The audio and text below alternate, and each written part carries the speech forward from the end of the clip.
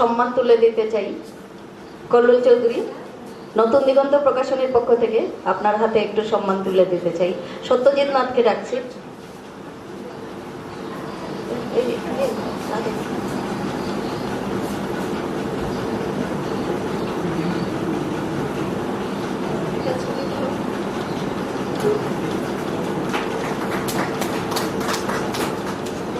নতুন দিগন্ত প্রকাশনীর পক্ষ থেকে কবি গদ্যকার কল্লোল চৌধুরীর হাতে সম্মান তুলে দেওয়া হলো।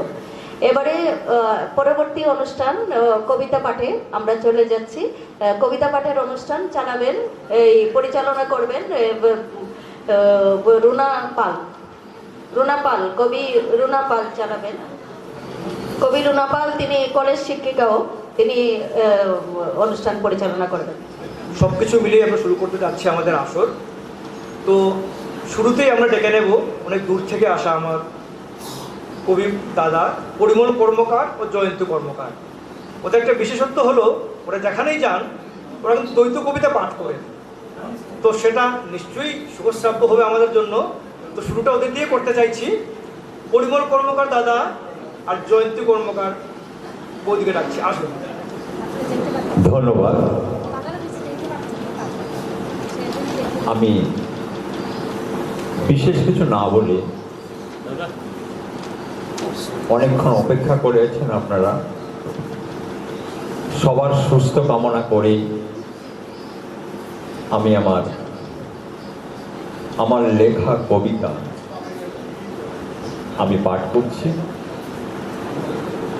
একটু বড় কবিতায় পাঠ করার ইচ্ছে ছিল, কিন্তু সময়টা অনেক হয়ে গেল।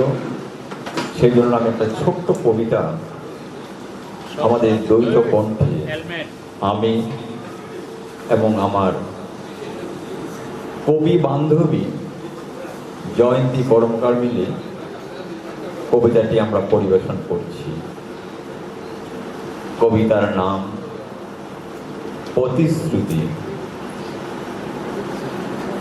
জীবনের উচ্ছল স্পন্দনের আবেগে, বিশ্বাসের উষ্ণ আলিঙ্গনে তোমাকে বারবার নতুন করে ভালোবাসতে ইচ্ছে করছে। হ্যাঁ, তুমি আমার হৃদয়ের স্পন্দন, অনুপ্রেরণার আলোক বর্তিকা। তোমার সান্নিধ্য পেয়ে ধীরে ধীরে নিজেকে সমৃদ্ধ করার পথে এগিয়ে চলেছি। জানি তোমার ভালোবাসার ছোঁয়ায় আমাকে একটিবার মনে করিয়ে দেয় না বয়সটা একটু একটু করে মধ্যাহ্নের দিকে এগিয়ে যাচ্ছে। অকৃত্রিম ভালোবাসার মধুর ছন্দপথে এগিয়ে যাচ্ছি। এ যেন তোমার দেখানো পথের সন্ধানে পথ চলা। জীবনে অনেক বসন্ত অতিক্রম করে এসেছি, সুখ দুঃখের সংমিশ্রণে, সুখের সান্নিধ্যে ম্লান হয়ে যায় দুঃখ বেদনার অন্তর্জ্বালা। তোমার ভালোবাসার হৃদয়ে জড়িয়ে যখন ভেজা চুলে খোলা জানালায় সকালের স্নিগ্ধতা অনুভব করি, তখন মনে হয় বাগিচার ফুলগুলো নিষ্পাপ হাসিতে তাকিয়ে বলছে, জন্ম জন্মান্তর এভাবেই তোমাকে ভালোবাসতে হবে। ভালোবাসার হৃদয়টা মায়ার বাঁধনে ঘুরপাক খাচ্ছে, তাই আজীবন ভালোবাসার প্রতিশ্রুতি দিতে চাই। রাত্রির শেষে খুঁজে পাই অন্য সকালকে, তোমার ভালোবাসার সিক্ত শিশির বিন্দু লেগে থাকে জীবনের স্বপ্ন ছোঁয়া আবেগে। সূর্য যেমন সারাদিনের ক্লান্তি রাতের অন্ধকারে সতেজ করে, প্রভাতের স্নিগ্ধতা গায়ে মেখে আলোয় প্রস্ফুটিত হয়ে ওঠে সারাদিনের আলোক বিকিরণে। আমাদের ভালোবাসার মিষ্টি মধুর নিবিড় সম্পর্ক স্নিগ্ধ চাঁদের আলোর মতো দেহ মনে ছড়িয়ে দিয়ে আরো সুদূর করব। অনাগত বন্ধুর পথ অতিক্রম করে মসৃণ করব ভবিষ্যৎ ভাবনা। এ আমাদের দৃঢ় সংকল্প, এ আমাদের শুভকামনা। যৌবনটা যখন সময়ের সিঁড়ি হাঁটতে হাঁটতে নেতিয়ে যাবে, যেদিন তোমার আর আমার যৌবনের জলস থাকবে না, সেদিনও দুজনেই মুখোমুখি বসে ফেলে আসা জীবনের স্মৃতি রোমন্থন করব। আর পাক ধরা চুলে দেখব যৌবনের কুচকালো একটি চুলও নেই। সেদিনও দিতে চাই গভীর হৃদয়ে অকুণ্ঠ ভালোবাসার প্রতিশ্রুতি। ধন্যবাদ। ধন্যবাদ কবিত্রকে। আপনারা একটু মঞ্চে থাকবেন, আপনাদেরকে একটু সম্মান জানানো হবে দিগন্ত প্রকাশনীর পক্ষ থেকে। নতুন দিগন্ত প্রকাশনীর পক্ষ থেকে সম্মান জানানো হবে। সম্মান জানাবেন নতুন দিগন্ত প্রকাশনীর কর্ণধার মিতাপুর কায়স্থ।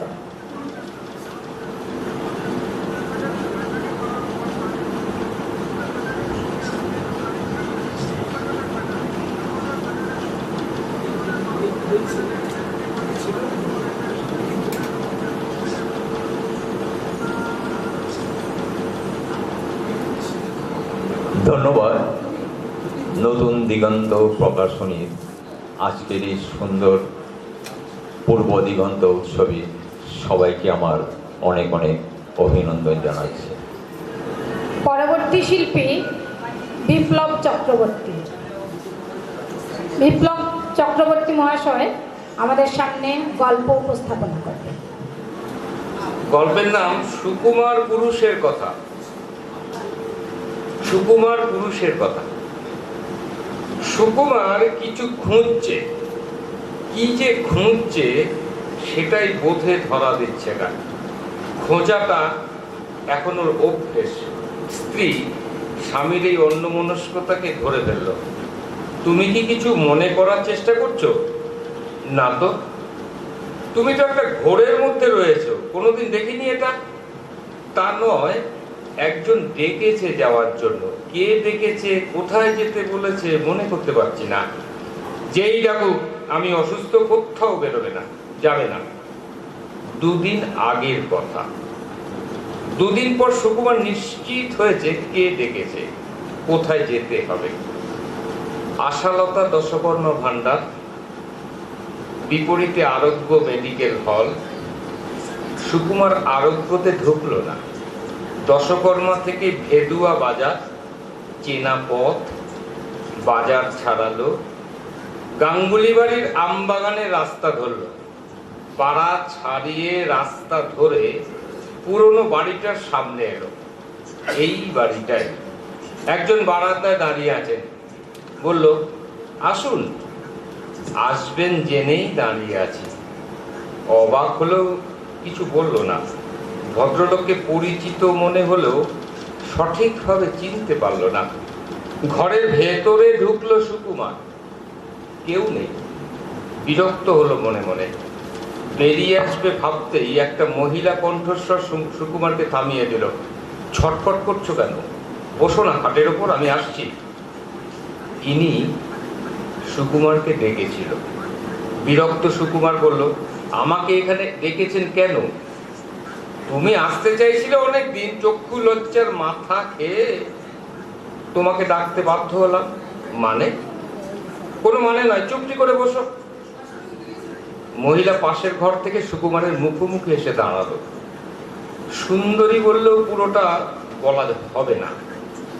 শরীর থেকে একটা তীব্র গন্ধের ক্ষরণ হতে থাকলো। সুকুমার তীব্র মাদকতায় মহিলাটিকে জড়িয়ে ধরলো। মহিলার জামা থেকে শাড়ি খুলে ফেলতে শুরু করলো। সবটা খোলার পরেই মহিলার সুন্দর শরীরটা কৃষকায় হাড়ের বুনট হয়ে পতাকার কুৎসিত ভাবে বেরিয়ে পড়ল। হাড়ের ভেতর থেকে দুর্গন্ধ বেরোচ্ছে। সুকুমার বমি করে ফেললো মহিলার গায়ে। ছিটকে বেরোতে গিয়ে জামাটা ছিঁড়ে গেল। বুক পকেটে রাখা বউয়ের প্রেসক্রিপশনটা খাট ছুঁয়ে মেঝেতে এসে পড়ল। হাড় সর্বস্ব মহিলা প্রেসক্রিপশনটা হাতে নিয়ে হেসে উঠল হো হো করে। নমস্কার। ছোট গল্পের সেই অনুরণনটা চলতে থাকবে মনে, এমন একটা জায়গায় গল্পটা শেষ হলো যে অনুরণন চলতেই থাকবে। ধন্যবাদ আপনাকে।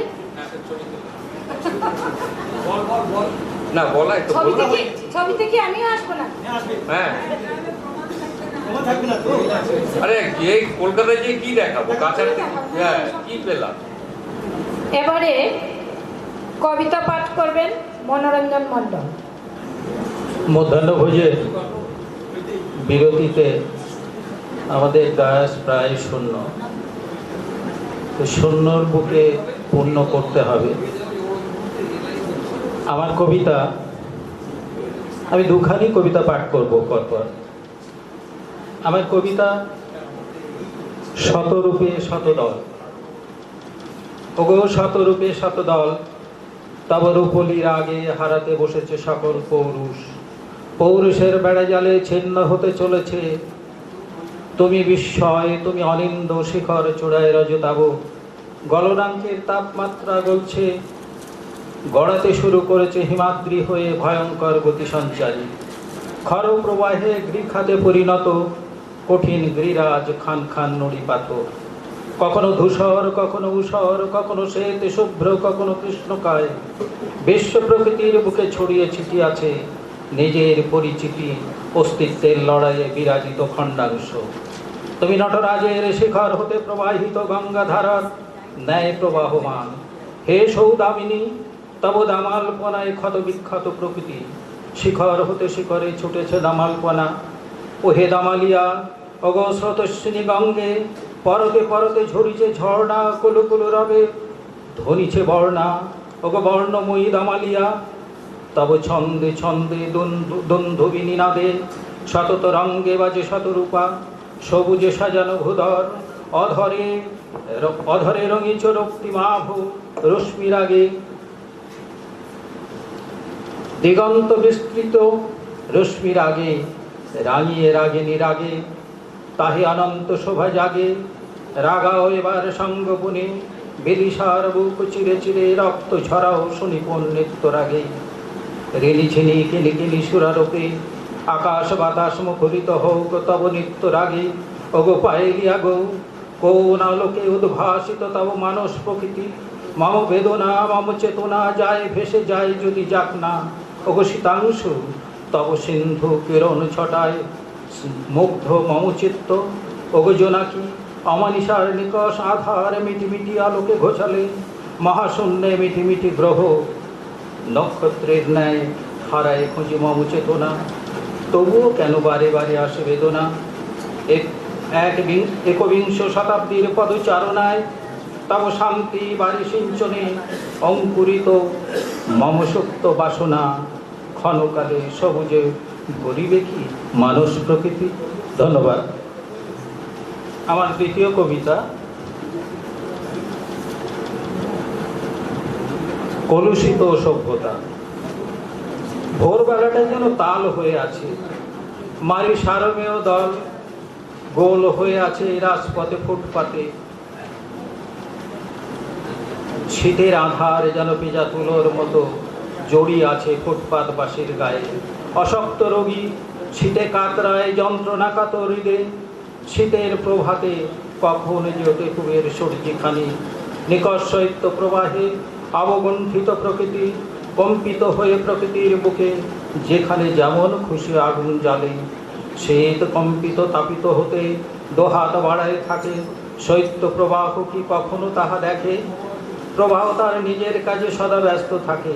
কে শুনে কার বাণী? সুরজ কখনোটি পূবের আকাশে রক্তিমা ভায়। নগরে প্রান্তরে কোলাহলে জনতা জাগে। ধনী জনতা প্রকৃতির এই খেলা প্রভুকে দেখেছে অক্ষুদয়ে। ভোরের আধার, চাপা শীতের আধার, গায়ে গামছা কৃষক কুলি কামিনের দল, কাস্তেও হাতিয়ার হাতে, খেতে খামারে নিজ কর্মে ছোটে, এমন সময় ধনী জনতা লেপ চাপা দিয়ে মধ্য গগনে স্বপ্নের জাল বনে, আধার গোকুলে বায়ুষ, ঝাড়ুদার বায়স পাখির কুজনে আধার কাটিতে থাকে, গরম চায়ের পেয়ালা হাতে আঁচল ঢাকা বকু কাজের মাসের ঠকঠাকে নিতে, বড় লোকের দল বেটতে এসেছে জানি, ঘুম ভাঙানির সময় হয়নি, এখনো করেছে মনে, ভেবেছ কি প্রভু তোমাদের এই শান্তির ঘুমে আমাদেরও অংশ আছে? সমাজ সভ্যতার চাকা ঘোড়ায় যারা, তারা কেমন আছে? আগুনে সূর্যের ভেজা কিরণে আধার জামিনী কাটে, সহায় সম্বলহীন জনতার উদরের শৈত্য প্রবাহ তাপদাহে কাটিতে থাকে, মনের কালিমা ছেড়ে ফেলে দিয়ে কর্মে ব্যাপৃত থাকে, তাল পাকানো সভ্যতার কি তাতেও মোহমুক্তি ঘটে? ধন্যবাদ। ধন্যবাদ কবিকে। কবি একটু সময় আপনি থাকবেন মঞ্চে, আপনাকে একটু পুরস্কার দেওয়া হবে, সম্মান দেওয়া হবে। নতুন দিগন্ত প্রকাশনীর পক্ষ থেকে সম্মানিত করা হচ্ছে মনোরঞ্জন মণ্ডল মহাশয়কে। সম্মানিত করছেন নতুন দিগন্ত প্রকাশনীর কর্ণধার মিতা দাসপুর কায়স্থ। কবি এবং গদ্যকার মনোরঞ্জন মণ্ডলকে আমরা একটু সম্মান জানালাম আমাদের পক্ষ থেকে, নতুন দিগন্ত প্রকাশনীর পক্ষ থেকে এই সম্মান। এই সম্মান পেয়ে আমি খুব আনন্দিত, কিন্তু এই সম্মানের ভাগ আমি আমার ভাতৃপ্রতিম রাজীব খাঁটিকে সমান ভাগে ভাগ করে দিতে চাই। একটুখানি পিছনে ফিরে যাচ্ছি, কারণ রাজীব যখন বলল আমি আগরতলা শিলচর যাব, আমি বললাম ভাই শিলচর তো 21শে ভাষা দিবসে আমি একজন শিক্ষক ছিলাম, 2016-তে রিটায়ার করেছি। বিভিন্ন জায়গায় 21শে ভাষা দিবস সম্পর্কে কথা বলতে হয়, তো সেই জায়গাটার সৌভাগ্য যদি তোমার হাত দিয়ে হয়ে থাকে তাহলে আমি খুব খুশি হব। তো রাজীব আমাকে সাদরে, হ্যাঁ 19শে মে 21শে, হ্যাঁ যাই হোক, 19 এবং 21 এই দুটো যে রক্তক্ষয়ী সংগ্রাম, বাংলার প্রতিষ্ঠার যে সংগ্রামী বন্ধু, তাদের জায়গায় আসতে পেরে আমি অত্যন্ত গর্বিত, অত্যন্ত আনন্দিত। তো রাজীব খাঁটিকে আমি এই জন্যে অনেক অনেক অভিনন্দন জানাচ্ছি। ধন্যবাদ। এবারে কবি মৃদুলা ভট্টাচার্যকে মঞ্চে আসার জন্য আহ্বান জানাচ্ছি। উপস্থিত সবাইকে আমার অভিনন্দন, শুভেচ্ছা, ভালোবাসা। আমি প্রথমে যে কবিতাটি পাঠ করছি আমাদের বরাককে নিয়ে। চেতনায় বরাক, চেতনা প্রবাহে অনন্ত ভালোবাসায় গড়ে ওঠা বরাক, শুধু তুমি ভূমি নয়, বয়ে চলা নদী কথা আমাদের শেকর সন্ধ্যা। আবহমান কাল জুড়ে আপন খেয়ালে বয়ে যাওয়া ভাঙা গোড়ার খেলায় মত্ত, মত্ত শিশুর মতো যেন আনমনা গধূলির রং মেখে বিস্তৃত আঁচল জুড়ে প্রতিদিন সন্ধ্যা নামে রাতের আমন্ত্রণে। বরাক তোমার উৎসস্থলের পাহাড় চূড়ায় নতুন সূর্য জাগে আলোর সন্ধানে। পুরনো সুর বদলে বারবার নতুন গান রচে ঋতু বদলের পালায়। কখনো সৃজন বিন্যাসে জীবনের দোত, কখনো প্রকৃতি আঁকা সুরভিত বাতাস। আসলে শিলচর এ উপত্যকা, বরাক উপত্যকা, এখানে যে পাশ দিয়ে বয়ে চলেছে বরাক নদী, এবং সেই বরাক নদীর উৎসস্থল কিন্তু দুটি পাহাড়ের মধ্যবর্তী স্থান থেকে, যেটা বড়াল, মিজোরাম, মণিপুর, সেই পাহাড়ের বুক থেকেই নেমে আসা। গতকালকে দেবলীনা হয়তো একটি কবিতা পড়েছিল সেই 2022 সালের বন্যাকে নিয়ে। তো আমার একটি কবিতা সেই বন্যাকে নিয়ে। 2022 সালে বরাকে যখন ভয়াবহ বন্যা হয়, সে সময় আমি শহর শিলচরে ছিলাম না, তো আমি মানে স্বচক্ষে দেখতে পারিনি। আমি শিলচর থেকে একটু দূরবর্তী স্থান, আমার জন্মস্থান গ্রাম চা বাগান, সেখানে ছিলাম। তো আমি স্বচক্ষে দেখিনি, কিন্তু প্রতিদিন যে সোশ্যাল মিডিয়ায় শহর শিলচরের অবস্থা দেখেছিলাম, সেই থেকেই আমার অনুভূতি নিয়ে লেখা কবিতা আকণ্ঠ।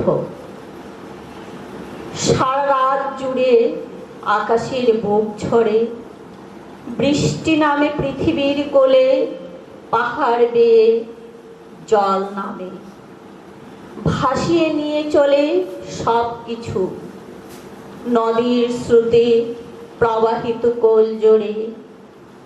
মানুষের হাহাকার বাড়ে, ভেসে যাওয়া একের পরে। কাঁদে শিশুরা, কাঁদে মহিলারা বাচ্চা কোলে, পুরুষেরা হাঁটে কোমর জলে। মানুষ যা পারে নিয়ে চলে মাথায় করে, জল থেকে স্থলের সন্ধানে।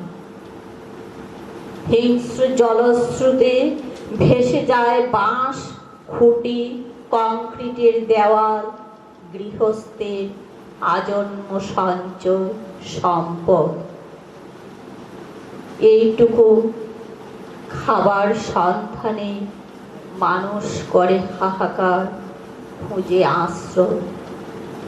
আকণ্ঠ জলে বটগাছ আঁকড়ে পাখিরা চিৎকার করে, মানুষ মানুষ মানুষ বলে, তবু ধারে কাছে নেই কোনো মানুষ।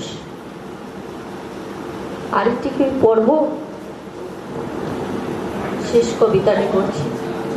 সভ্যতার পোশাক, খোলা ডায়েরির পাতা আর নীরবে পড়ে থাকা খোলা কলমে দেখি গোটা বিশ্বকে, দেখি জীবন যাপনে যাপিত দিনগুলোকে, শোক দুঃখে ডুবে ডুবে শূন্য গোলক ধাঁধায়, দেখি আহত পৃথিবীর বুক। কারা যেন রেখে গেছে সভ্যতার মোড়কে কিছু কালো কালো ছাপ।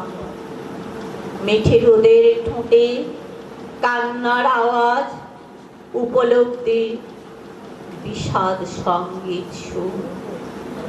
পৃথিবী জুড়ে চেয়ে থাকে সহস্র কোটি রক্ত চোখ, খড়ময় ছড়ানো রকমারি কার্পেট, পায়ের নিচে পড়ে থাকে মখমলে জড়ানো সভ্যতার পোশাক।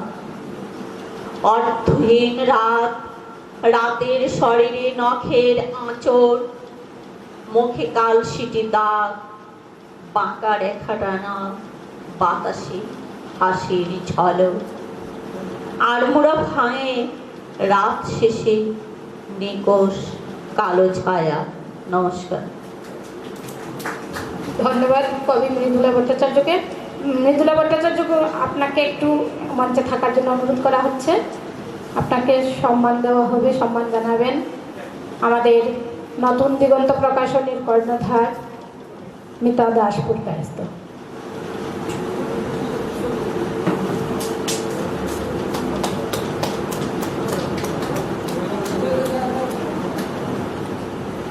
আমি শেষ একটা কথা বলছি, আমি সকালবেলা মিতাদি বলেছিল যে সাহিত্যের অঙ্গনে পা দেওয়া মানে ছবিগুপ্তাকে স্মরণ করতে হয়। তো ছবিগুপ্তা এতদ অঞ্চলের একজন বিখ্যাত কবি ছিলেন এবং তিনি লিটল ম্যাগ লিটারারি ক্লাব ছিল তার। তো আমি সেই সুবাদে বলবো আমিও কিন্তু সেই ছবিদির আশীর্বাদ এবং স্নেহে এই আসনে আসা। আর মিতাদির একটি কথা আমার মনে হচ্ছে, মিতাদিও ছবিদির এখানে যেত, আমিও থাকতাম, তো ছবিদি ঢং করে বলতে যে মিতা এবং মৃদুলা আমার দুটি মেয়ে।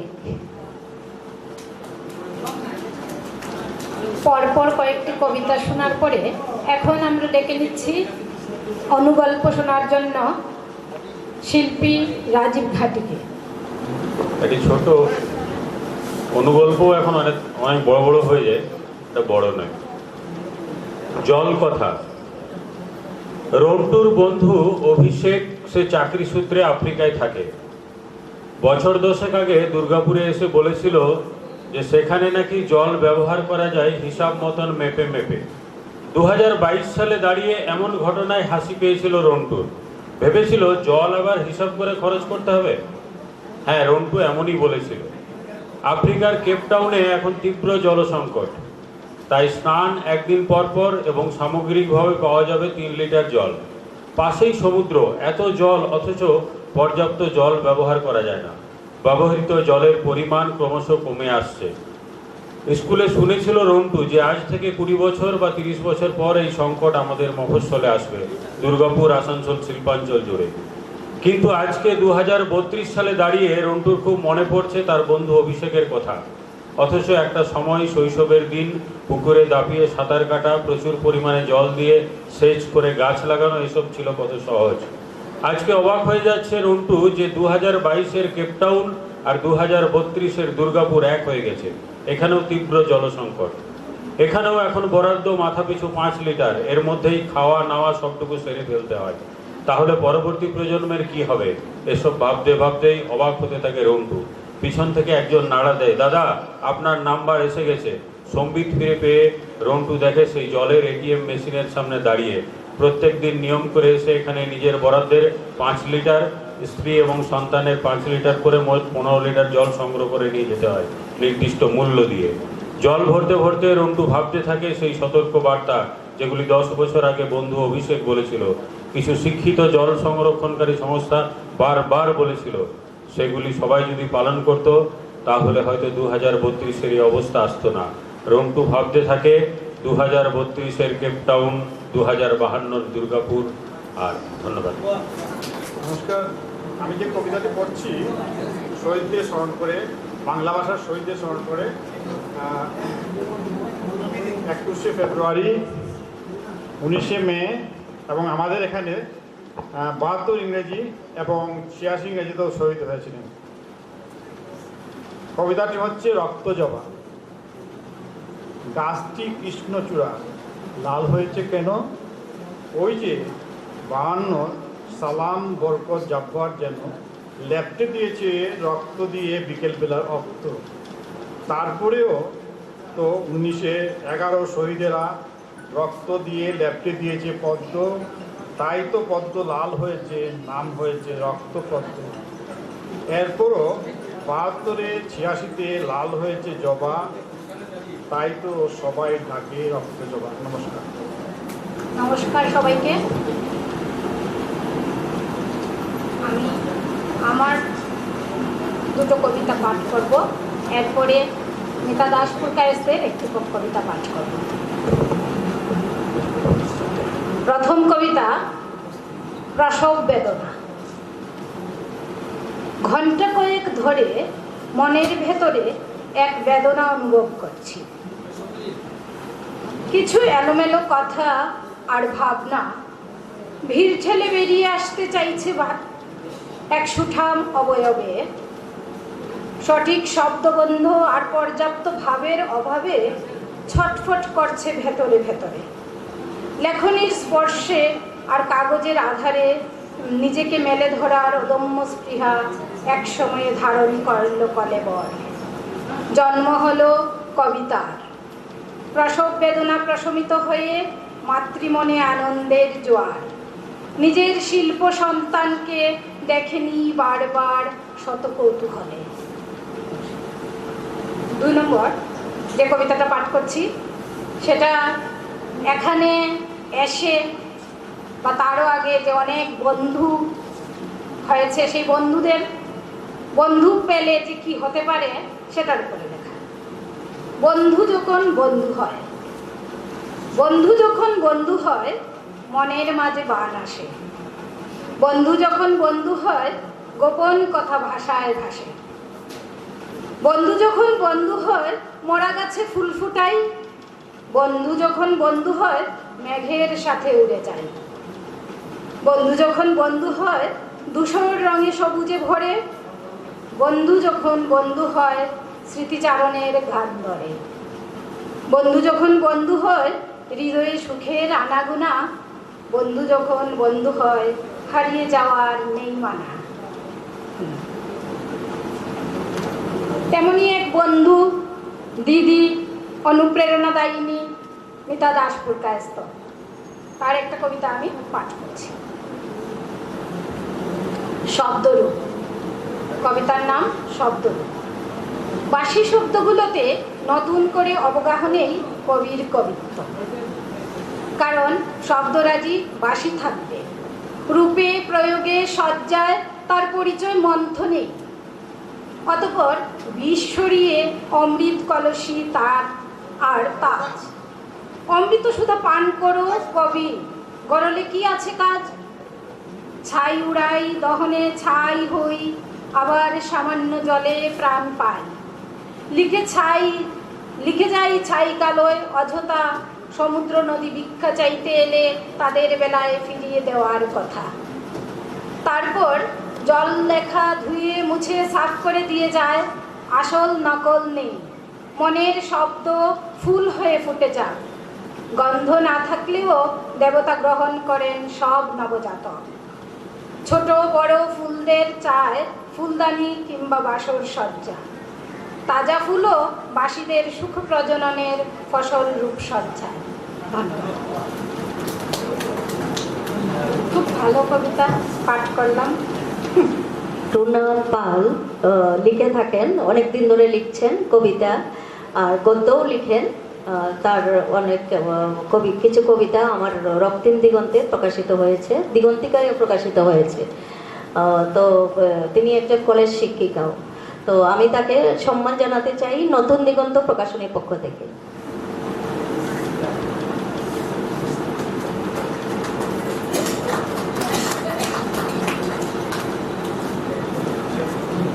ধন্যবাদ নতুন দিগন্ত প্রকাশনীর কর্ণধার মিতা দাসপুরকায়স্থ এবং আমার দিদি বন্ধু সবকিছু।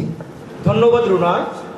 তারপরে আমরা ডেকে নিচ্ছি রাইটার্স ওয়ার্ল্ডের কবি কানাইলাল জানা মহাশয়কে কবিতা পাঠের জন্য। নমস্কার। বাংলা ভাষা নিয়ে আমি বিভিন্ন সময় অনেকগুলো কবিতা লিখেছি, তার একটি পড়ছি। বাংলা ভাষা। বাংলা ভাষা এমনই, তাকে রামপ্রসাদী বেড়া বা বীজের উত্থান দিয়ে ঢেকে রাখা যায় না। এমনকি উত্তর মেরুর জঙ্গমতা বা দক্ষিণ মেরুর ভাবালুতা দিয়েও আটকে রাখা যায় না। বেহালার করুণ সুর বা জলা উনুনের উত্তাপ তার প্রতিবেশী হতে পারে, কিন্তু হারানিধির সুখস্পর্শ ছুঁয়ে থাকতে চায় না। বাক্যহারা বাঙালিকে সে বরং অনায়াসে সরবরাহ করে চেনা বাস্তবের চৌপ্রহর। বাংলা ভাষাই খুঁজে দেয় শূন্যের ভেতর শিরদাঁড়া, আক্ষেপের ভেতর শ্রমজীবীর শস্যদানা। চিটেগুড়ের আতিথেয়তা নিয়ে সে সর্বদা অপেক্ষা করে কখন উঠবে ভালোবাসার মাছি। বাংলা ভাষা হলো ঢাকনা ঢাকা ফুটন্ত ভাত, আর একটু পরেই মজমজ ভাজা লঙ্কা দিয়ে খেতে খেতে বলবো, আহ কি স্বাদ! তাই তো বরাবরের ইচ্ছে এই ভাষাকে নীল সায়রের পিপাসা দিয়ে সাজায়, যাত্রাপালার অট্টহাসি দিয়ে সাজায়, মুশকিল আসানের আলিয়া দিয়ে সাজায়। কেননা সন্ন্যাসীর স্তব নিয়ে এই ভাষাই মুক্ত হবে বলে ঝিনুকের মধ্যে রেখে আসে বাঙালির আকাঙ্ক্ষা। বাংলা ভাষা হচ্ছে মাঠ গাঢ়হীন পুরনো সাইকেল, শয্যাহীন হলেও ছোট পিসির খোঁজে গিয়ে সে পাবেই পাড় বাঁধানো লাবণ্য। স্বপ্ন হলেও দেখি ভাষা শহীদরা বাংলা বর্ণমালা দিয়ে নির্মাণে ব্যস্ত স্বর্গে ওঠার সিঁড়ি। আরেকটি অ্যাটেনশান এই চাইছে এই কবিতাটা, পকেট এবং পকেট। যখন আমার শেষ পকেটটিও কাটা পড়ল এবং একেবারে নিঃস্ব হলাম, পাড়ার দর্জির কাছে ছুটে গেলাম, আপাতত ধারে একটা জামা বানিয়ে দাও যার পকেট হবে অন্তত হাফ ডজন। এবার কিন্তু টাকা কড়ি নয়, ভীষণ রাগে ও ক্ষোভে পকেটে পকেটে ভরে দিই আমার দীর্ঘশ্বাস ও নিদ্রাহীনতা, নিয়তি ও ললাট লিখন, চিৎকার ও চপেটাঘাত ইত্যাদি ইত্যাদি। অন্য দিনের মতো আজও মিশে গেলাম ভরা হাটে। চুপি চুপি বাড়ি ফিরে দেখি প্রত্যেকটা পকেটই কাটা। প্রথমে উথলে উঠে আমার আনন্দ উল্লাস, তারপর আত্মপ্রসাদ। পরিশেষে ভাবি হতে পারে ওরা পকেট মার, তা বলে অন্যের সংসারে এভাবে আমার উদ্বেগ পোষা। অনুতপ্ত আমি আবারও ছুটে যাই প্রিয় দর্জির কাছে, এবার একটা জামা বানাও যার পকেট হবে আগেরটা থেকে অন্তত দ্বিগুণ। পরের দিন সারাক্ষণ মিশে থাকলাম মাঠে, ময়দানে, মেলায়, মিছিলে, কিন্তু খালি পকেটে। সন্ধ্যায় বাড়ি ফিরে দেখি সব পকেটই ঠিকঠাক আছে, শুধু নয়, কোনোটাতে ভর্তি সৎ চিন্তা, কোনোটায় সদুপদেশ, কোনোটায় বা সৎসাহস, কোনোটায় বা সন্দর্শন, কোনোটায় সপ্তসুর ও সংকল্প। নমস্কার। ধন্যবাদ কবিকে। পরবর্তী শিল্পী আয়েশা খাতুন। নমস্কার, আমি গল্প বলি। সেদিন সন্ধেবেলা, ফাল্গুন মাস এসে গেছে। ফাল্গুন মাস এলে গ্রামে বিয়ের ঢোল বাজতে থাকে। মুসলিম ঘরের বিয়ের ঢোল একটু অন্যরকম, যদিও সেই বিয়ের গল্পগুলো আজকাল আর হয় না। সবারই ঘরে এখন ধর্মের ঢাক বাজে, তবুও নানি দাদিরা কানাকানি করে, লুকিয়ে লুকিয়ে সেই গীত গায়। পড়োশের নানিদের ডাকা হয়েছে, নানি দাদি না হলে তো নাতনির বিয়ে সাজে না। নানি এসে বলল, কইটি ঝুরু বাবু, তোর নাকি বেটির বিয়ে? আরে হ্যাঁ, তোমারই তো নাতনি হয়। হ্যাঁ, তা গীত হবে না? হ্যাঁ, তা গীত আবার হবে না, তবে একটু লুকিয়ে লুকিয়ে, বুঝেছিস? কেন লুকিয়ে? কেন লুকিয়ে? কেন আবার? মুসলমান ঘরের মেয়ে তো, আগে যা করেছিস, এখন আর এসব করিস না। যেইটুকু শেষ পাওয়া সেইটুকু পাবি না। কেন শেষ পাওয়াটা আবার কি? কেন শুনতে পাচ্ছি নাকি সেই দিনে মৌলবীরা জলসা করছিল, জলসাতে বলল এরকম করে গীত গাইলে জাহান্নামে যাবে, কিন্তু ফিনা রে জাহান্নামা খালিদিনা ফিহা। মৌলবীদের সেই সব জিকির শুনে একেবারে জান কেঁপে উঠেছিল, বাবু কি বলবো। তাই আমরা একটু গীত লুকিয়ে লুকিয়ে গাবো। বেশ, তা বাইরের দিওরা একটু খেলতে লাগেন দিয়ে আয়, কারণ কি কোথাও মরদ বেটা ছেলে থাকবে, তা ঠিক আছে। বাইরের দরজার খিলটা ঝুরু লাগিয়ে দিয়ে এলো। হানফা এসে বসল ঢোল নিয়ে, গীত গাইবে। উঠো উঠো উঠো কামিন হে, ঝেড়ে বাঁধো কেশই না যেতে হবে কামিন হে, তোমার বাপের দেশ উঠো উঠো উঠো কামিন হে। চুপ চুপ চুপ চুপ, বাপ আসছে, তোদের জামাই হয় না? হ্যাঁ বোন, লাজের কথা। তাহলে থাক, তাহলে তোদের হলদি কখন মাখাবে? লগন হবে না? হ্যাঁ দাঁড়া, শাড়িটা দিয়ে দিই। পাড়ার সব মেয়েরা এসে গেছে, 7 জনকে চাই। 7 জন মিলে হলুদ মাখানো হলো, সার দেওয়া হলো, তারপরে ক্ষীর খাওয়ার রাত। সকালবেলা আবার এসেছে পাড়ার নানীরা। হ্যাঁ বলছিল কি, হাটি তোর বেটির বিয়ে, সে হেরা কাঁদবি না? হ্যাঁ মৌলবীরা বলেছে সেহেরা দেওয়া যাবে না। এ কি কথা, বিয়েটা খালি আনন্দ করবো না, হ্যাঁ উল্লাস করবো তো না কি? সবসময় মৌলবীরা বলবে ইয়া করা যাবে না আর ওয়া করা যাবে না, তা হবে না। কিন্তু আমরা কিন্তু সেহেরা গাইবো।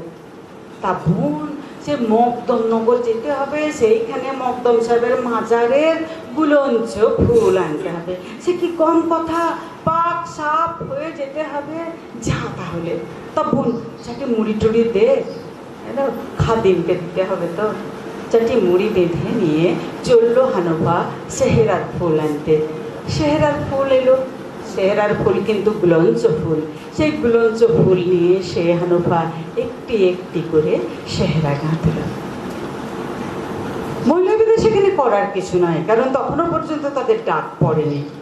মেয়েদের অনুষ্ঠান, মারা তার মেয়েদেরকে সাজাবে নানান ফুলে।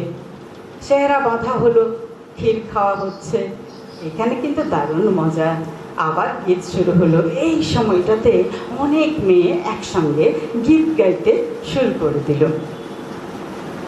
গীত হচ্ছে ক্ষীর খাওয়ানো গীত। ক্ষীর খাবানা ক্ষীর খা, রুমালে ঢাকা ক্ষীর খা, ক্ষীর খাবানা ক্ষীর খা, রুমালে ঢাকা ক্ষীর খা, তোমার বাপের আন্ডা বিচা পয়সা থালের আগে পড়ে, তবে ক্ষীরুবানা ক্ষীরুয়া খাবে। চুপ চুপ চুপ চুপ, মুসলমানের মেয়ে অত গলা উঁচু করে গান গাইতে নাই। গান কোথা করছি, এটা গীত। গীত গীত হোক কেন, আস্তে আস্তে গা। তা একটা কি খ্যানটা বাজাবো নাকি? খ্যানটা বাজাস না খবরদার। ঝুমুরি বলবে আবার। ঝুমুরির কথা কি করতে এলো? আগে তো ঝুমুর গান ছিল নাকি? আর আগের কথা ছাড়তো। এখন চুপ চুপ করে গা, শেষ পাওয়াটা আর হবে না আমাদের। আচ্ছা মুশকিলের কথা, শেষ পাওয়াটা কি বলতে পারিস? কেন? সব শেষে খোদার বিচার। ওই যে মেয়েদের উপরে কত জুলুম, কিন্তু হাসরের মাঠে আমরা পাবো খানিক জান্নাত। সেই জান্নাতটা ফসকে গেলে হবে? তো গীত গাইলে কি জান্নাত চলে যাবে নাকি? আমার মনে জান্নাতের দরকার নেই। চুপ কর, জান্নাত পেতে হবে আমাদের। জান্নাতে কি আছে? জান্নাতে আর যাই থাকুক, তোর লেগে কিন্তু হরি নাই পরি নাই। 72টা হরি কিন্তু ছেলেরাই পাবে। চুপ, এসব কথা বলিস না। আচ্ছা খুশির দিনে এমন করে কেন করে গাছ বলতো? আচ্ছা এইবারে মৌলবীরা এসব এসে গেছে, বিয়ে পড়ানো হচ্ছে। 4000 টাকা দেনমোহরে 2 ভরি সোনা আদায়। তোমাকে মুর্শিদাবাদের বড়ুয়া থানা থেকে বিয়ে করতে এসছে অমুকের মেজপুত্র, তার নাম শামীম। তুমি কি শাদিতে কবুল করছো? মেয়েটির মুখে রা নেই, সে চুপ করে বসে আছে। সবাই একসঙ্গে বললে আলহামদুলিল্লাহ কবুল করলাম। মেয়েটি বলে তোরাই তো করে নিলি, আমার আর কি দরকার আছে। অমনি এই কথাগুলো শুনতে দিল না, গান বেজে উঠল। ওরে মতিয়া লাগা হাতি, হাতি আমার কেলেনের গাবাই যায়। ওরে মতিয়া লাগা হাতি। এই ফুলধুন, ওই গানটা করো, ওই গান। কোন গানটা? কেন? সেইটা কোন গানটা বলবি তো? এই তো দেখছিস না, মাথা সিঁদুরে হয়ে গেল, বিয়ে চলে যাচ্ছে, গাড়িতে মেয়েটাকে চাপানো হয়ে গেল, গাড়িটা চলে যাচ্ছে, গ্রামটা কেমন শূন্য হয়ে গেল না, খালি হয়ে গেল না? কোন গানটা? ওইটা, বিয়ে রঙ্গাইলাম সরাসরি রে, মহল হলো খালি, কেনে দিয়েছিলাম বিটির শাদি রে, মহল হলো খালি। এই গান করিস না কেন? আমার কলিজা ফেটে যায়। মেয়েটিকে ছোট থেকে বড় করলাম, তাকে তুলে দিতে হলো অন্যের হাতে। ওই শোন গাড়ির, ওই দেখ দেখ দেখ দেখ দেখ দেখ, টপ্পর লাগা গাড়ির পিছনের পর্দা তুলে তোর মেয়ে কি বলছে, কন্যা কি বলছে দেখ, শোন। আস্তে ছস্তে হাঁকাও গাড়ি রে, বাপের কাঁদন শুনি, বাপের কাঁদনে কলিজা ফাটে রে, আসমান বরজের পানি। মা তার জান্নাত হারিয়ে ওই গানটি গাইতে থাকলো, কেনে দিয়েছিলাম বিটির শাদি রে, মহল হলো খালি। নাউজুবিল্লাহ, নাউজুবিল্লাহ, নাউজুবিল্লাহ। এই ঘরের মেয়েরা কেউ আর জান্নাত পাবে না। কতবার করে বলেছিলাম গীত বন্ধ করো, আবার সেই গীত বেজে উঠলো। মা, নানি, চাচি একসঙ্গে বলল, আমাদের জান্নাত আমাদের ঘর থেকে চলে গেছে, তোমাদের তো জান্নাত আমাদের পাওয়ার কোনো দরকার নেই। নমস্কার।